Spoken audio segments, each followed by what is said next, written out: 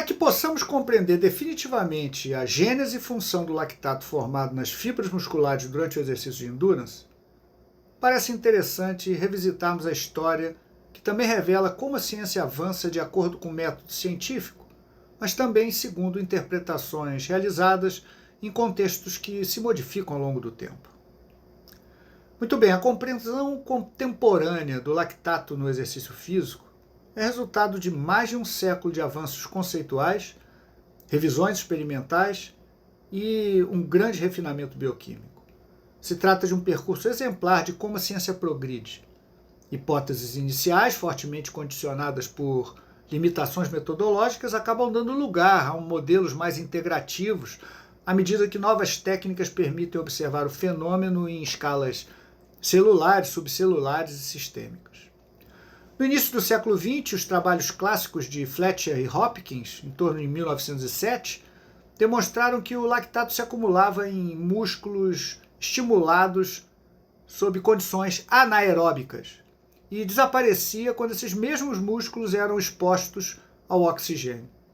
Poucos anos depois, Archibald Hill e Otto Meyerhoff, laureados com o Prêmio Nobel, consolidaram a noção de que o lactato seria um produto terminal de um metabolismo anaeróbico associado à fadiga muscular e à insuficiência de oxigênio. Essa interpretação, embora coerente com os dados disponíveis à época, cristalizou uma equivalência conceitual extremamente problemática entre produção de lactato e hipóxia tecidual. Durante décadas, livros-texto e modelos didáticos perpetuaram essa ideia de que a presença do lactato indicaria falha do metabolismo oxidativo. Somente a partir das décadas de 60 e 70 que esse paradigma começou a ser questionado. Estudos realizados com músculo isolado, como os de Welch em 66, mostraram que músculos plenamente oxigenados liberavam lactato em repouso e também nos estágios iniciais do exercício, passando posteriormente a captá-lo à medida que o oxigênio era consumido cada vez mais.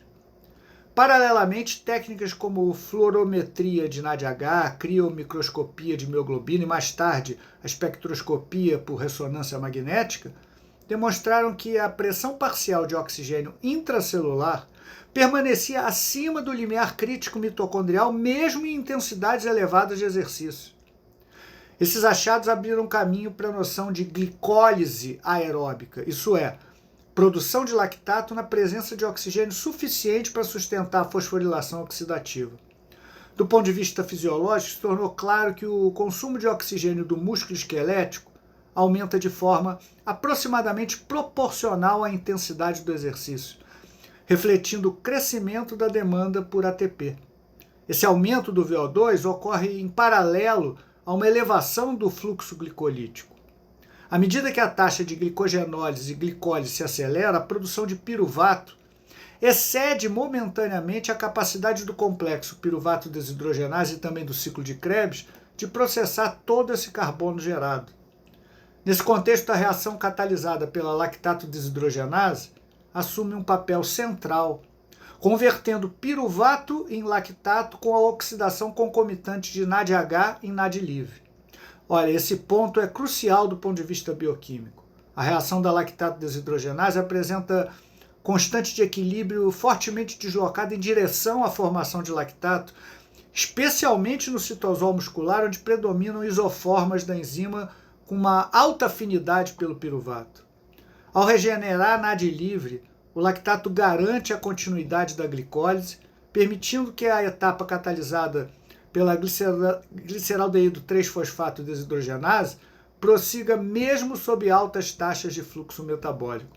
Dessa forma, o lactato não representa uma falha do sistema, mas um mecanismo de estabilização redox indispensável para sustentar altas potências metabólicas durante o exercício. A acumulação de lactato no sangue, portanto, não decorre da ausência de oxigênio, mas de um descompasso transitório entre produção e remoção. Embora o lactato possa ser transportado para fora da fibra muscular por meio de transportadores de monocarboxilatos, os MCTs, e utilizado por outros tecidos altamente oxidativos, como coração, cérebro, fígado e fibras musculares mais oxidativas, como as fibras do tipo 1, há limites cinéticos e termodinâmicos para sua reoxidação. Em intensidades crescentes de exercício, a taxa de lactato pode superar a capacidade combinada de transporte, captação e oxidação, resultando em uma elevação progressiva da lactatemia, mesmo em plena normóxia. No nível mitocondrial, a discussão ganhou uma sofisticação adicional nas últimas décadas.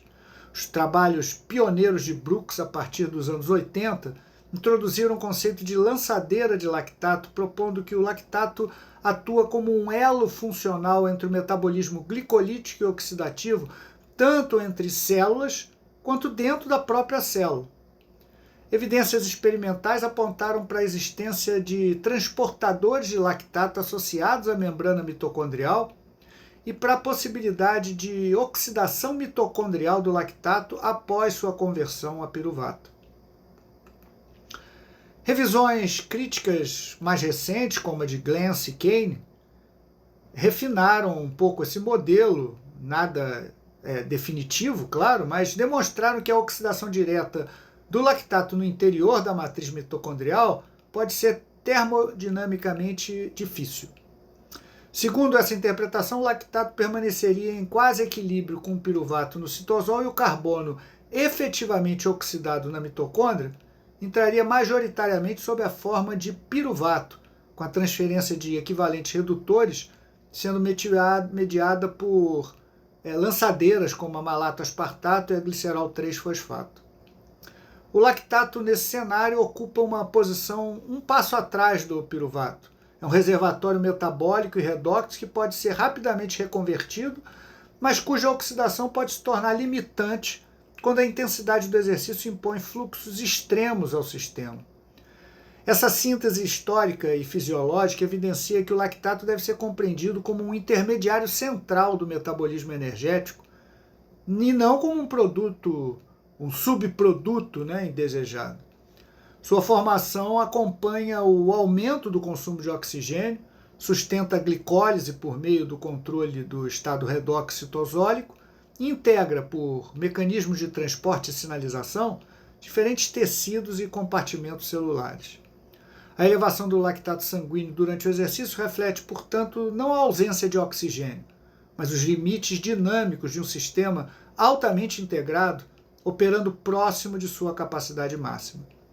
Nesse sentido, a trajetória conceitual do lactato ilustra de forma exemplar como a ciência do exercício evolui ao substituir interpretações simplistas por modelos bioquímicos e fisiológicos cada vez mais sofisticados e coerentes com a complexidade do organismo humano.